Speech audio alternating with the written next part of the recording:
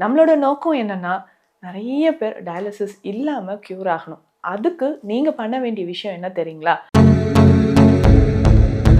இதுல முக்கியமாக சித்தர்கள் அருளால சொல்லியிருக்கக்கூடிய நிறைய விஷயங்கள், அதுக்கான மூலிகைகளை பத்தி நம்ம பார்க்கலாம். இதுக்காக இது மெடிசன் எடுத்தா சிறுநீரக சுருக்கத்தை சரி செய்ய முடியுமா? இதுதான் நிறைய பேரோட கேள்வியா இருக்கு. அதாவது சுகர்னால இந்த 5 முக்கியமான பாதிப்புகள் உங்கள் சிறுநீரகங்கள்ல ஏற்படுது. Welcome to Nitya's Varam, where ancient Siddha tradition meets modern healing. Experience the difference. வரம் நேயர்களுக்கு வணக்கம். நான் டாக்டர் நித்யா, சித்தா பிசிஷியன். சித்தர்கள் அருளால தொடர்ந்து பல வருடங்களாக சிறுநீரக பிரச்சனை இருக்கிறவங்களுக்கு நல்ல முறையில் சித்த மருத்துவத்தில் நம்ம ட்ரீட்மெண்ட் கொடுத்துட்ருக்கோம். நம்மளோட நோக்கம் என்னன்னா, நிறைய பேர் டயாலிசிஸ் இல்லாமல் க்யூர் ஆகணும். அதுக்கு நீங்கள் பண்ண வேண்டிய விஷயம் என்ன தெரியுங்களா? சின்னதாக ஏதாவது சிம்டம்ஸ் தெரிஞ்சாலே உடனே நீங்கள் டெஸ்ட் எடுத்து பார்த்துருங்க, லேட் பண்ண வேண்டாம். செகண்ட் முக்கியமான ஒரு பாயிண்ட் என்னென்னா, ரொம்ப வருஷமாக உங்களுக்கு சுகர் இருக்குது, பிபி இருக்குது அப்படின்னா கட்டாயமாக வருடத்திற்கு ஒரு முறையாவது ஃபுல் பாடி செக்கப், கண்டிப்பாக ரீனல் ஃபங்க்ஷன் டெஸ்ட் எடுத்து பாருங்கள். யூரின் அனலைஸ் பண்ணி பார்க்கணும், ப்ரோட்டீன் லீக்கேஜ் இருக்கா அப்படின்னு டெஸ்ட் பண்ணிக்கணும். இது ரொம்ப ரொம்ப முக்கியங்க. இதை அலட்சியமாக விட்டுட்டோம், இல்லை ஒரு வேளை நம்ம டெஸ்ட் எடுத்து பார்த்துட்டு யூரியா கிரியேட்டின் லெவல் பார்டரில் இருக்கு, யூரியா இப்போ தான் 45, 50, 55 இப்படி தானே வந்திருக்கு, பார்த்துக்கலாம். கிரியேட்டின் லெவல் 1.2, 1.8 இப்படி தானே இருக்குது, பார்த்துக்கலாம் அப்படின்னு நீங்கள் விட்டீங்கன்னா இதுதான் ஆரம்ப கால ஒரு அறிகுறினே சொல்லலாம். கொஞ்ச நாளுக்கு அப்புறம் இது அப்படியே இன்க்ரீஸ் ஆகிட்டே தாங்க உங்களுக்கு போகும். ஸோ அதிகமாக இன்க்ரீஸ் ஆக யூரியா கிரியேட்டின் லெவல் நமக்கு அதிகமாகிட்டு கிட்னி டேமேஜ் அதிகமாகுது. இதில் முக்கியமாக என்னென்ன கேட்டகரியில் நம்ம கிட்னி அஃபெக்ட் ஆகுதுன்னு நிறைய பதிவுகளில் பார்த்துருக்கோம். ஸோ இந்த பதிவுகளை சித்த மருத்துவத்தில் சித்தர்கள் அருளால் சொல்லியிருக்கக்கூடிய நிறைய விஷயங்கள், அதுக்கான மூலிகைகளை பற்றி நம்ம பார்க்கலாம். அதாவதுங்க, உங்களுக்கு சுகர் இருக்குன்னு வச்சுக்கோங்க. ஃபர்ஸ்ட் ஒன்றா நம்ம பார்க்கலாமே. இந்த பதிவில் சர்க்கரை நோயாளிகளுக்கு வரக்கூடிய 5 முக்கியமான சிறுநீரக பாதிப்புகள். ஸோ எந்த வகையிலெல்லாம் நமக்கு சுகர்னால அதிகமாக சிறுநீரகங்கள் பாதிக்கப்படுது, என்னென்ன பிரச்சனைகள் வருது அப்படின்னு நம்ம தெரிஞ்சுக்கலாம். உங்களுக்கு எக்ஸாம்பிளுக்கு சொன்னால், ஒரு 5-6 வருஷத்துக்கு மேலேயே உங்களுக்கு சுகர் இருக்குன்னா கண்டிப்பாக அடிக்கடி கிட்னியோட ஃபங்க்ஷன் எப்படி இருக்குன்னு டெஸ்ட் பண்ணி பார்த்துக்கோங்க. ஸோ HbA1c லெவல் நமக்கு 9 மேலே போயிட்டே இருக்குது, 10 அப்படின்னு போயிட்டே இருக்குன்னா ரொம்ப ரொம்ப கவனமாக இருக்கணும். அதே சமயம் யூரியா கிரியேட்டின் லெவல் எப்படி இருக்குன்னு செக் பண்ணிக்கணும். ஸோ முதல்ல நமக்கு வரக்கூடிய விஷயம் என்னென்னா, உங்களுக்கு டயக்னோசிஸ்லேயே நோட் பண்ணி கொடுத்துருப்பாங்க. ஸோ டயாபெட்டிக் நெஃப்ரோபதி அப்படின்ற கண்டிஷன். அதாவது அதிகமான சர்க்கரை அளவு, ரத்தத்தில் இருக்கக்கூடிய அதிகமான சர்க்கரை அளவு என்ன பண்ணுதுன்னா, நம்ம கிட்னியில் இருக்கக்கூடிய நெஃப்ரான்ஸை அதிகமாக பாதிக்கப்படுது. நெஃப்ரான்ஸ் அதிகமாக பாதிக்கப்படுறது அப்படின்னு சொன்னால் நமக்கு சிறுநீரகங்கள் சுருங்க ஆரம்பிச்சிடும். ஸோ இதுதான் கிட்னியோட பேசிக் யூனிட். அதுவே அஃபெக்ட் ஆகும்போது என்ன ஆகுது, கிட்னியோட சைஸ் நமக்கு இருக்க குறைஞ்சிக்கிட்டே வரும்.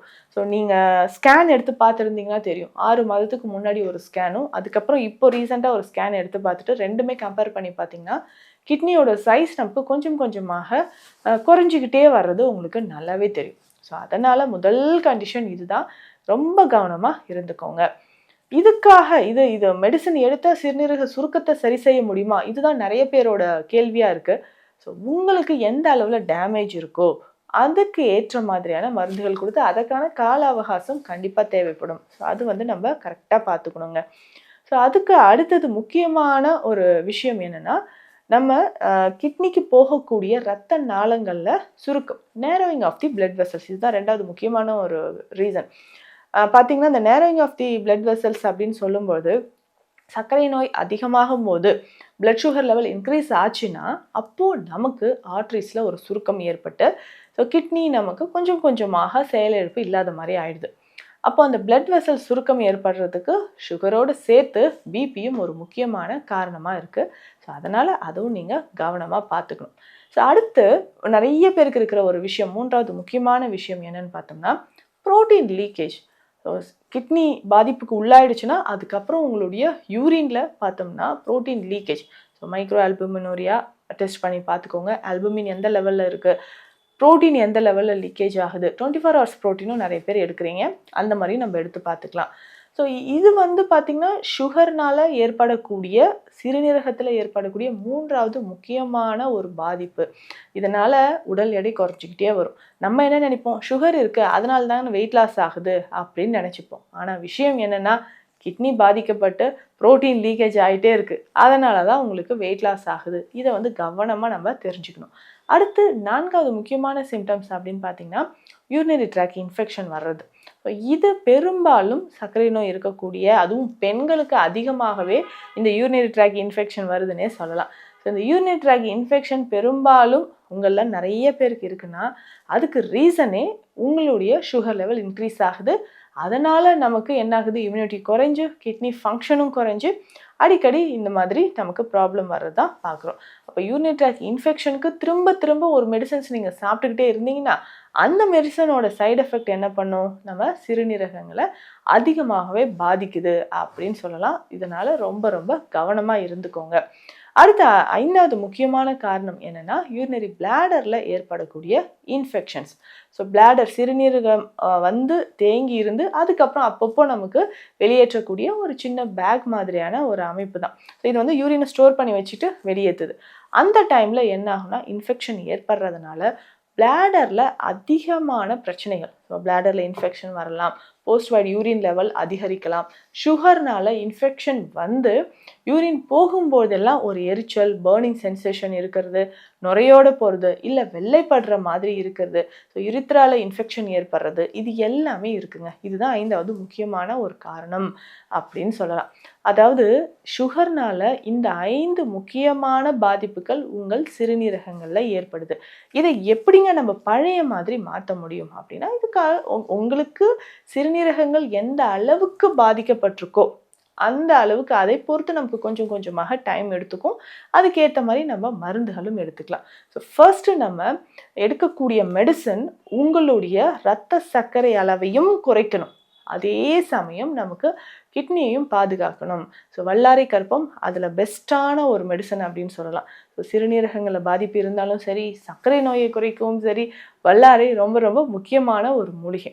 சித்த மருத்துவத்தில் இந்த வல்லாரை அப்படின்னு சொல்கிறது நிறைய பேருக்கு இந்த மெமரி பவர் இன்க்ரீஸ் ஆகிறதுக்கு உண்மைதான். மெமரி பவர் இன்க்ரீஸ் ஆகிறதுக்கு மட்டும் இல்லை, சிறுநீரகங்களே பாதுகாக்கும். அந்த சுருங்கிய சிறுநீரகங்கள் இரத்த நாளங்களை விரிவுபடுத்துறதுக்கு பழைய நிலைக்கு வந்துருமா, இதுதான் நிறைய பேரோட ஒரு கேள்வியாக இருக்கும். ஸோ அதற்கு நமக்கு நல்லாவே ஹெல்ப் பண்ணக்கூடிய ஒரு மூலிகைனா வல்லாரை தான். ஸோ வல்லாரை நம்ம எப்படி எடுத்துக்கலாம்னா, கற்ப முறைப்படி இதை நல்ல நிழலில் உலர்த்தி பொடியாக எடுத்துக்கலாம். இந்த பொடியை வெந்நீரில் கலந்து குடிச்சிட்டே வரணும். ஸோ காலையிலையும் மாலை நேரத்துலையும். ஸோ வல்லாரை பொடியை காலை மாலை நேரத்தில் எடுத்துக்கிட்டே வரும்பொழுது தண்ணீரில் கலந்து ஒரு 1/2 டீஸ்பூன் அளவு எடுக்கும்போது சுகர் லெவல் நமக்கு நல்லாவே குறைய ஆரம்பிச்சிருங்க. சுகர் லெவல் குறையிறது மட்டும் இல்லாமல் நம்ம பிளட்டில் இருக்கக்கூடிய டாக்ஸின்ஸ் வெளியேறி சிறுநீரகங்கள் அழகாக பாதிப்புலேருந்து வெளியில் வருது. இதில் முக்கியமாக இந்த ஸ்டேஜில் கிட்னி ஷ்ரிங்காக ஆரம்பிச்சிடுச்சு அப்படின்னு சொன்னால் அதற்கு ஸ்டார்டிங்லேயே நம்ம கொடுக்கக்கூடிய நிறைய மூலிகை மருந்துகளும் இருக்குது. அதையும் நீங்கள் ஃபாலோ பண்ணிக்கலாம்.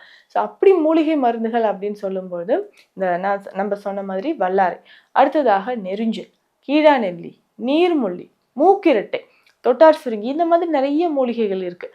இதை நீங்கள் பயன்படுத்திகிட்டே வரணும். ஸோ நம்ம கொடுக்கக்கூடிய ஸ்பெஷலாக கொடுக்கக்கூடிய கிட்னி கேர், ஸோ இது ரிலேட்டடாக இருக்கக்கூடிய பேக்கேஜும் இருக்குது. அதை நம்ம எடுத்துக்கும் போதில் சூரணம், இதோட சேர்ந்து கஷாயம், குரு மருந்துகள், சூரண வகைகள் எல்லாமே சேர்ந்தது தான்.